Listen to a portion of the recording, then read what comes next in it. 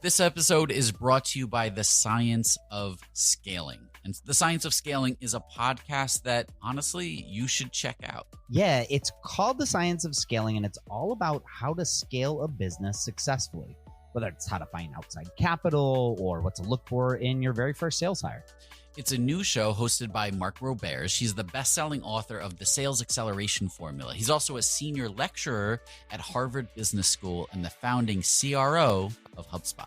One thing that Mark mentions in the show is whether your company is valued at $1 million, $10 million, $100 million, the failure rate is the same, which means we suck at scaling. In each episode, you'll hear interviews with people like Kyle Parrish, the VP of Sales at Figma, and Kevin Egan, the head of sales at Atlassian. I've checked out a few episodes of The Science of Scaling, and it's great. Like, you know, for me, I run a company as a bootstrap company. We're not the kind of company that's raised capital, but even still, things like sales, that's super important, and it's the lifeblood of our company. So for me, it's definitely helpful to hear how other people have sort of, you know, who have been there and done it before, how they're actually approaching scaling. So go on in your favorite podcast app, whatever it might be, and search for The Science of Scaling. That's The Science of Scaling.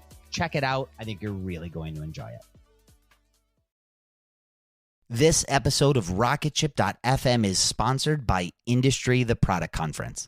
This October, gather with hundreds of product managers and product leaders from all around the world for 2 days of keynote talks, challenging working sessions, interactive discussions, social events, and more.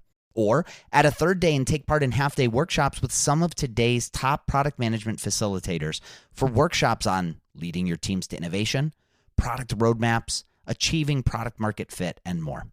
This year's lineup may be the best yet, with keynote speakers including product legend Marty Kagan. He's the author of the book Inspired, which is considered by many to be the seminal book for product managers and product leaders. There's also product positioning expert and author of Obviously Awesome April Dunford, and product leaders from Figma, IDEO, Amplitude, and so many other places. Plus, if you use the code Rocketship, you'll save $100 off your pass. Visit industryconference.com/global for more details. Again, industryconference/global for more information, but pricing increases on the first of the month, so register soon to save. So as many of you may know, I ventured out this year. I left my job as the chief product officer at Dribbble to start a brand new company, and that company is gigantic.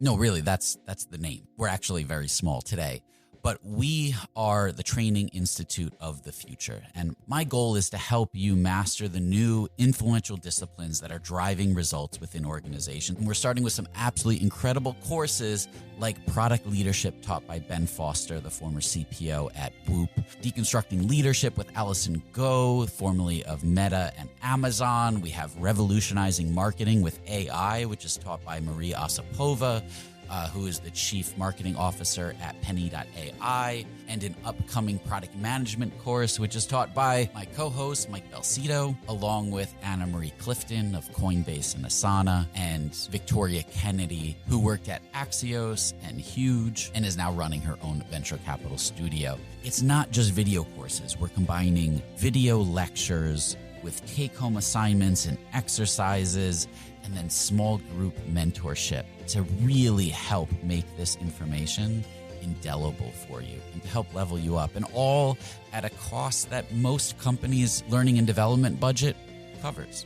So if you're interested, go to gigantic.is, that's gigantic.is, sign up for a course, and you can actually schedule a call with me, and I'll walk you through everything that you need to know. And if you enroll and let me know that you heard about this on Rocketship, I've got a special discount for you.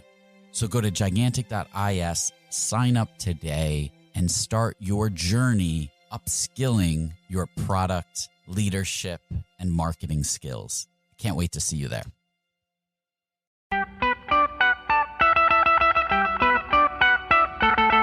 Welcome to the Rocketship podcast. I'm Michael Sacca. I'm Joelle Steiniger. And I'm Matt Goldman.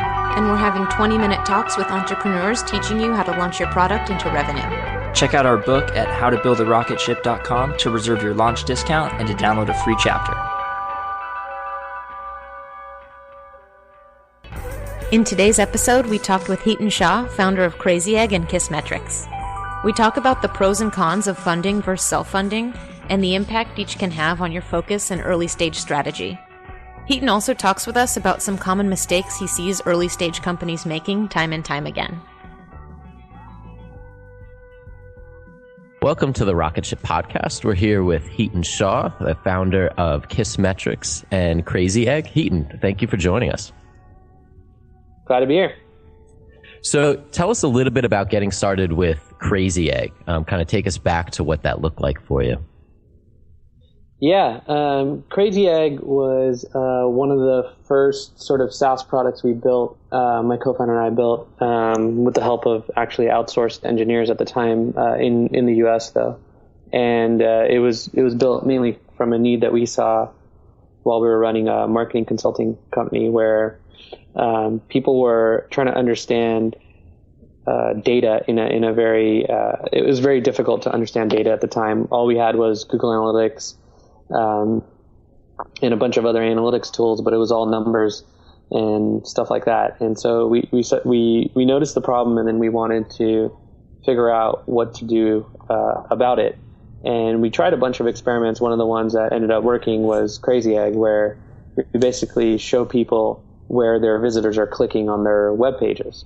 And you know, being the marketers that we were, we knew that it would take a while to build the product. So what we did is we actually put up a page that collected email addresses. This was before that trend was popular. This was in about end of 2004, beginning of 2005. And we collected, I think, like 23,000 email addresses before we even launched the product.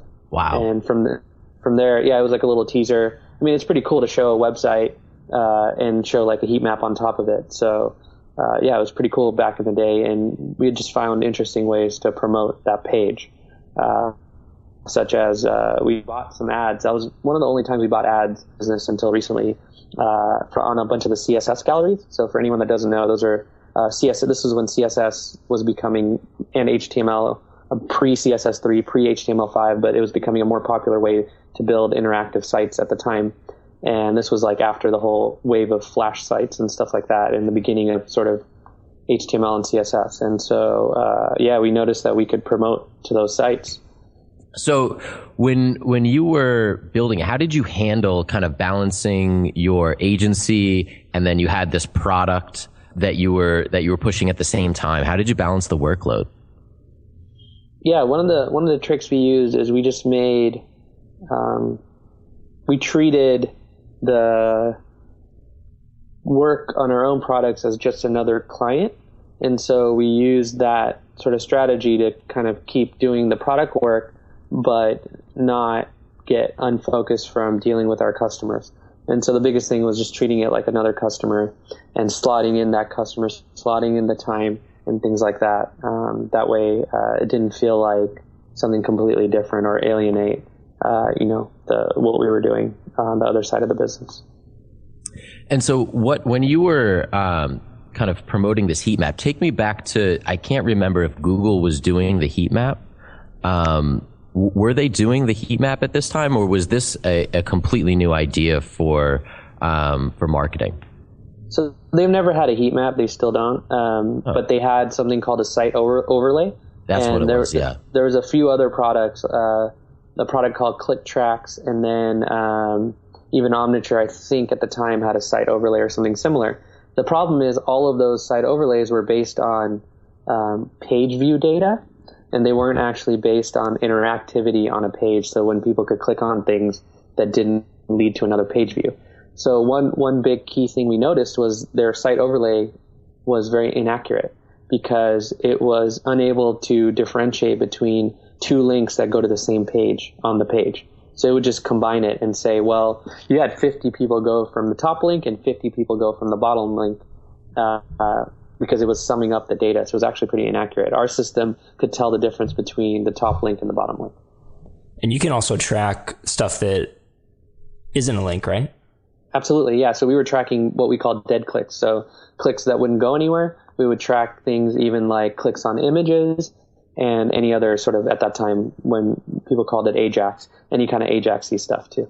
So what's your focus like? Are you working on both KISSmetrics and CrazyEgg? Is there a team on CrazyEgg? How's it look? Yeah, there's about five people on CrazyEgg that are working full time, not counting my co-founder and I. We don't really spend too much time on it today, personally, and most of our time is either spent on KISSmetrics or just helping these people that are the 5 people that are working on CrazyEgg just kind of keep working on it. So what I'd actually like to dig into a little bit is you launched your first product self-funded. You treated it kind of like one of your clients and grew it from there. When you launched KISSmetrics, you went the VC route. Why did you make that decision to go differently? Yeah, we actually tried raising money for CrazyEgg and were turned down quite a bit. At that time, I think people didn't really understand the value of how these small, medium businesses are going to want tools, and enterprise and B2B was considered mostly an enterprise effort, not necessarily the kind of small, medium business market we saw today. And so based on that, we just started building a bunch of relationships with a bunch of these investors. And at CrazyEgg, we ended up wanting to work on a second product, and that's what ended up being KISSmetrics. And when we started talking to investors about that product and the vision for it, they got a lot more excited about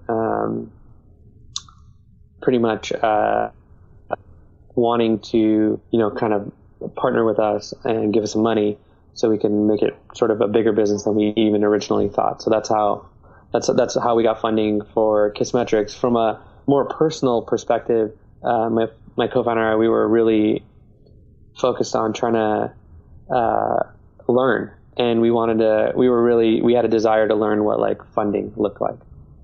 And so that's most of the reason why we did that. What does it look like? It's different. So I guess that's the first thing I would say. And what I mean by that is someone's giving you money to spend on your business so you can grow it as fast as possible.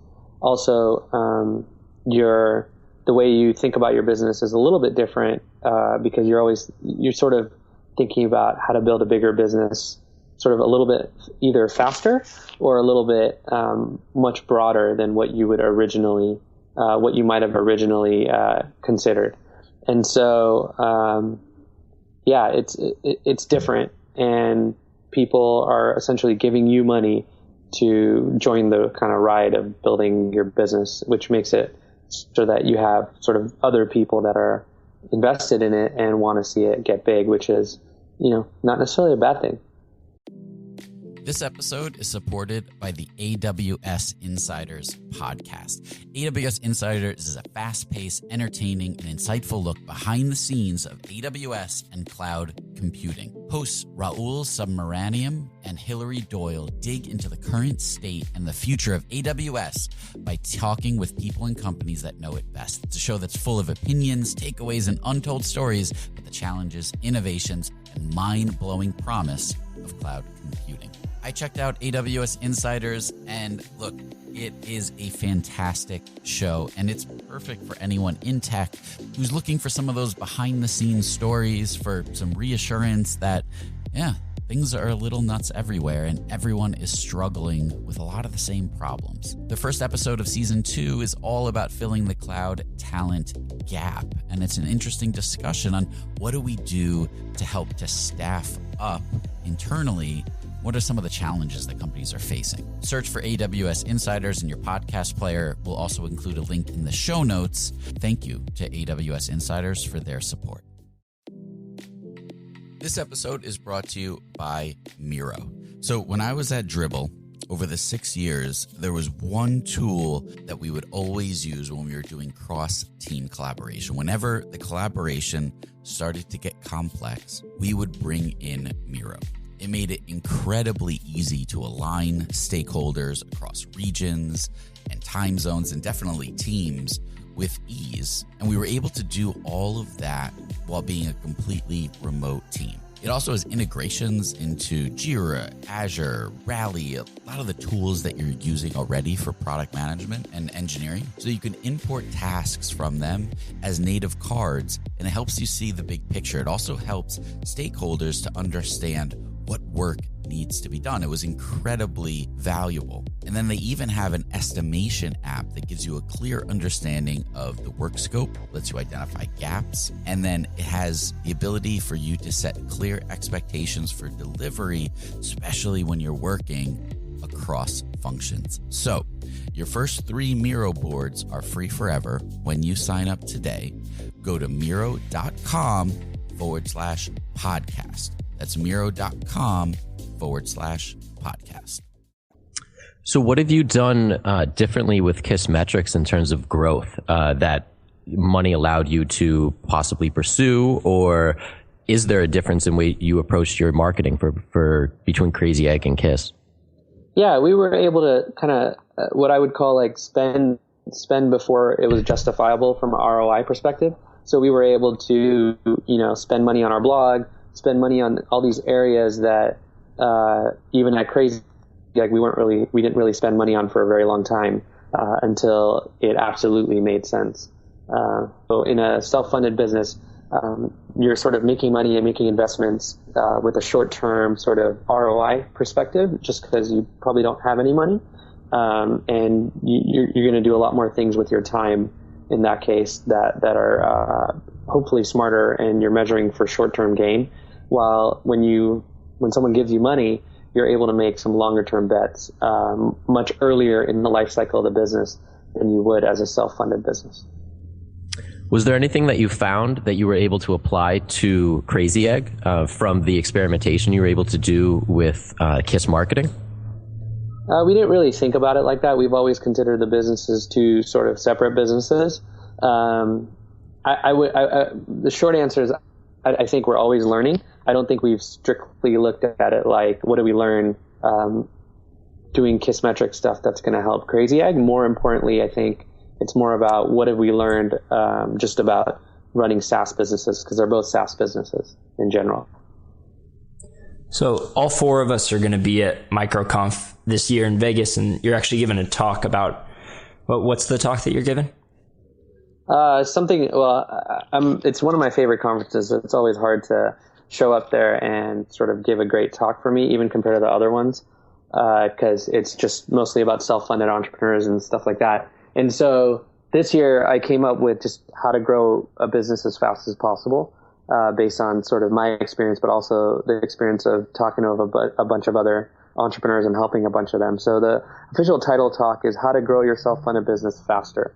And the general summary is it's really about me outlining valuable growth and scaling tactics. I'm still debating exactly how I'm going to frame it. One of my latest thinking right now is that I think there's a lot of things that people don't talk about when it comes to self-funded businesses and even SaaS businesses in general. And that has a lot to do with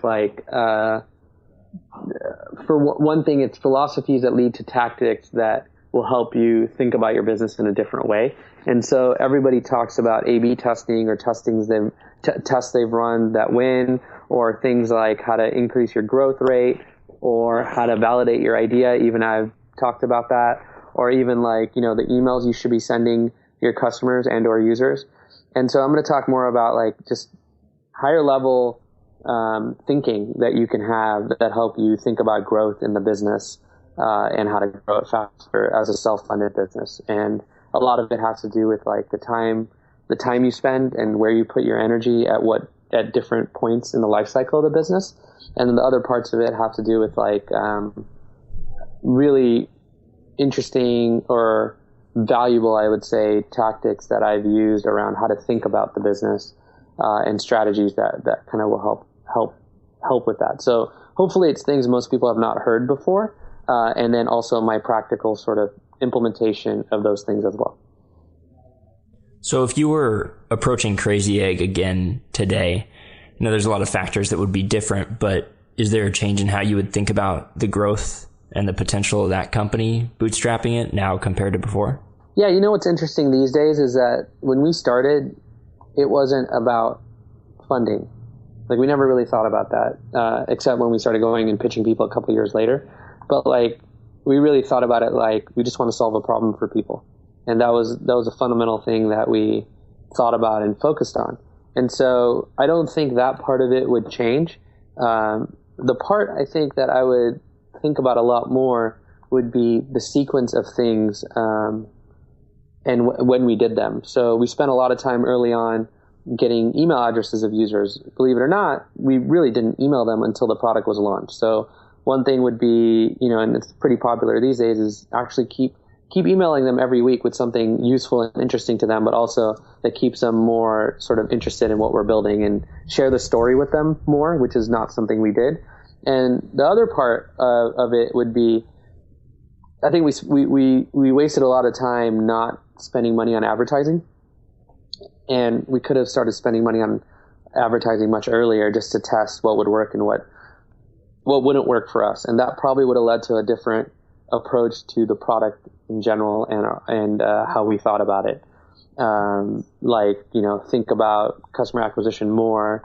At some point, we ended up killing a free plan that we have, so now there's no free plan. I probably would have, did a double take on that decision, knowing what I know now. So there's a bunch of little stuff like that, but higher level, I think the bigger thinking I have is just like, what's the kind of market you're entering or we're entering, and how can we think about it in a more deliberate way?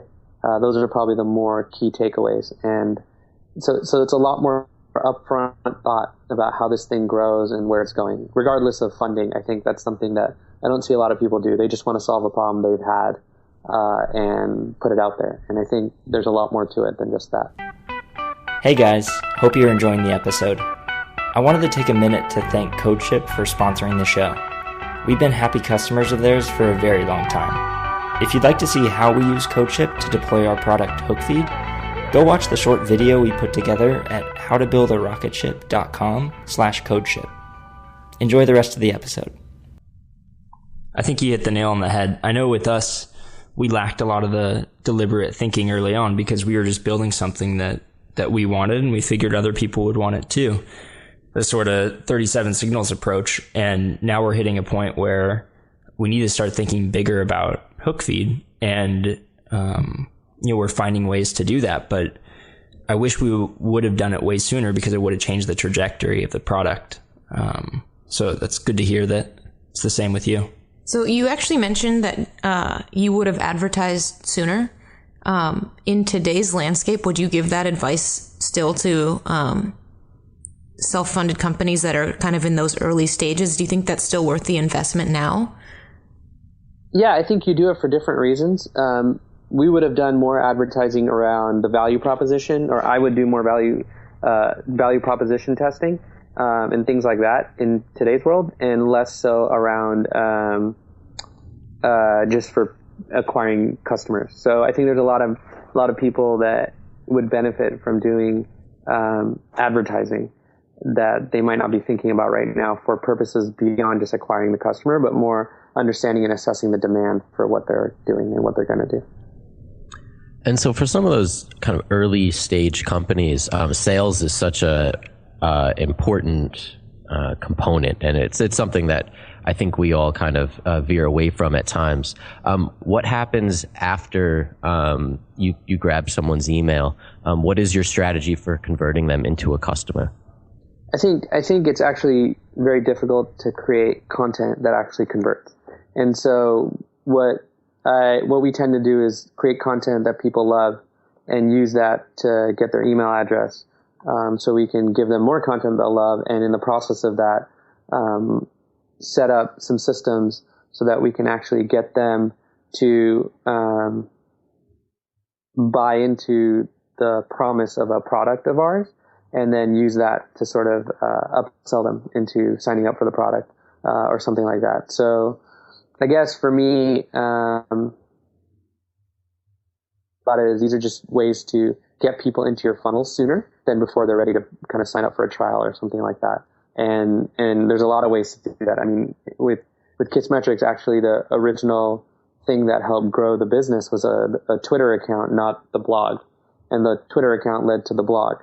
And so to me, I'm always looking for an opportunity that other people have not discovered right now around how to get the attention of potential customers. And believe it or not, for KISSmetrics, it was actually Twitter first, not the blog. And the Twitter account and the traffic we were able to gain and the attention is what led to kind of the blog.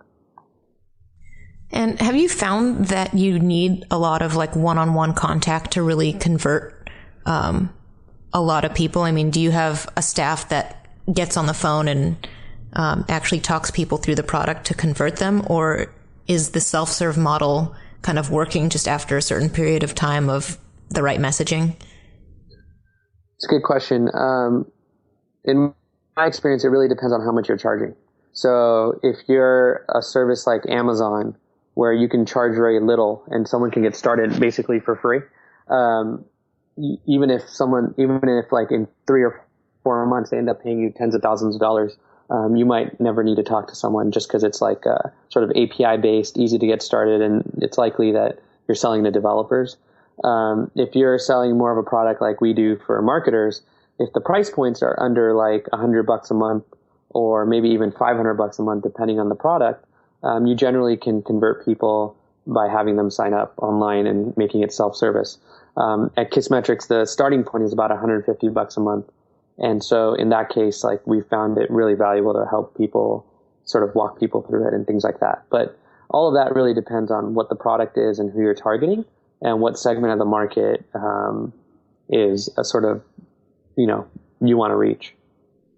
So the people that are on the phone talking to customers or leads, would you not really consider them a sales team and more like a customer success onboarding team? It depends on the business. Some people need to be sold. Like at some price points, people really want to be sold on the product and want to get a lot of help, trying it out and stuff like that. And in other cases, you can get away with like not having to talk to them at all. You talk to a lot of entrepreneurs. It's one of the things that you're known for. Is there kind of a common mistake that you see people making in the early stages that you would love to give them kind of a tip about? I feel like that you when you're usually starting out, these days there's enough information out there to for you to learn anything you want to learn from either a blog post or a ebook someone's selling you or even a free sort of video. So the content's out there and there's more and more of it. And there's even people like all three of you that have shared stuff in blog posts and stuff like that. And there's, hundreds more like you guys and also me. And so the biggest thing I see people doing is having some level of paralysis around what to focus on and what order they should be doing different tasks for their business or their company or for making progress in their business. And so, I call these things basically like what you're really trying to do is focus in on what's most important right now. And when there's so much content out there and so much different advice, most of the conversations I end up having with people are mostly about what order they should be working on some of these things. And it's very hard to pinpoint it and say, hey, this is the one thing everyone should know. But I think the one thing that I would recommend everyone think about is, are you working on the right thing right now? And that's very personal based on your own sort of strengths and weaknesses, but also where this product or business is at right now. And so most of the stuff has to do with focus and sequence of what you do and when you do it. Yeah, I think that's awesome. I mean, we absolutely struggle with that on a daily basis and what we should be focused on. I'm sure most people listening to this can definitely identify with that. Thanks so much for coming on, Hiten. Yeah, absolutely. My pleasure. This is one of the most interesting topics. And I think a lot of, one of my things is that a lot of people don't have experience with funding and self-funding and building successful businesses, or at least growing businesses on that level. So always happy to talk about it. Where can we keep up with you online? Probably Twitter is the most active place I am right now. Hiten Shah? You got it. Yep. Perfect. Thank you. For sure. Thanks, Hiten. Thanks for listening to another episode of the Rocketship podcast. If you haven't yet, pop open iTunes and subscribe to be notified of future episodes. We have some really great ones lined up. And while you're there, leave us a review. We really appreciate each and every one of them. If I'm Tupac non-existent to these juggernauts, but I'm an architect, an astronaut, an argonaut. So hey, you get off my couch. You don't know me, stay the fuck out my mouth. But I'm a writer, you can quote it out loud. A false poet, get my dough and I'm out.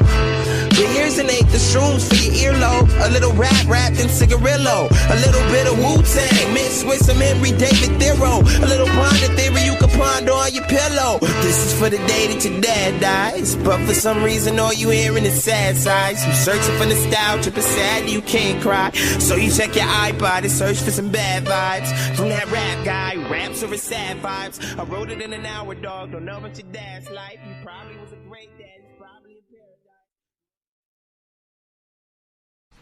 Hey guys, welcome to The Collective. I'm Brianne Helfrich, a 26-year-old bioethics PhD student and clothing brand CEO. Welcome to my podcast where we talk all things health and wellness, navigating your 20s, and becoming the best version of yourself.